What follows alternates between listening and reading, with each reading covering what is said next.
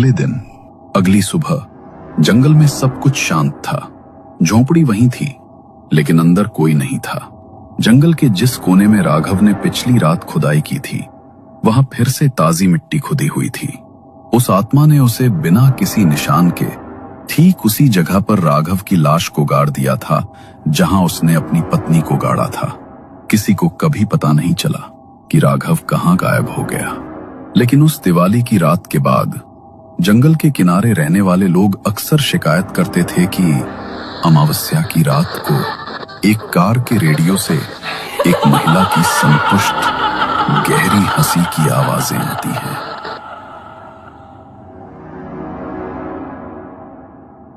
शहर की भागम भाग से दूर जंगल के बीचों बीच बने एक 2 कमरे की सरकारी बिल्डिंग में एक तकरीबन 50 साल का आदमी लकड़ी के स्टूल पर बैठा हुआ था।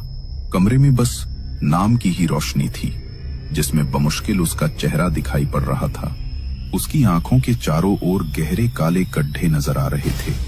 शरीर पर नीले रंग की सरकारी वर्दी और होठों के बीच एक बीड़ी दबी हुई थी। शून्य की ओर ताकते हुए वो लगातार बीड़ी के कश ले रहा था। अचानक ही उस वीरान पड़े कमरे में एक हलचल हुई और एक 22-25 साल का नौजवान धीरज कमरे में दाखिल हुआ। नमस्ते। मैं धीरज हूँ। सफाई के लिए मेरी यहाँ पोस्टिंग हुई है। जगह तो बहुत ही खराब हालत में है। पहले कोई सफाई वाला था ही नहीं क्या? ओए, यहाँ किसी सफाई वाले की जरूरत नहीं है, समझा? निकल जा यहाँ से। इस मुर्दा घर का चौकीदार भी मैं सफाई वाला भी मैं। तुझे किसने बोला यहाँ आने को? जी, किसी ने नहीं बोला। मेरी नई जॉब लगी है, पहली पोस्टिंग यहाँ मिली। सरकार को इस मुर्दा घर की कब याद आती है? महीनों तक इन लाशों की सुध नहीं लेते। अरे बाप रे, यहाँ तो बहुत बदबू आ रही है। आप कैसे रहते हो इस माहौल में? तुझे भी आदत पड़ जाएगी। बीड़ी पिएगा? नहीं भाई, मैं बीड़ी नहीं पीता।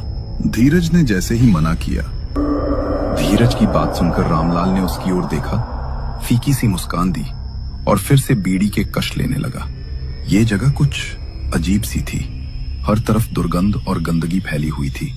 उस मुर्दा घर से इतनी गंदी बदबू आ रही थी कि धीरज के लिए वहां रुकना बहुत मुश्किल हो रहा था। उसे ऐसा लग रहा था जैसे सांस भी अटक अटक कर आ रही हो। लेकिन उसका काम था इस मुर्दा घर की सफाई करना, इसलिए नाक पर रुमाल बांधकर वो अंदर वाले कमरे का दरवाजा खोलकर भीतर दाखिल हो गया। ये एक अंधेरा और ठंडा कमरा था।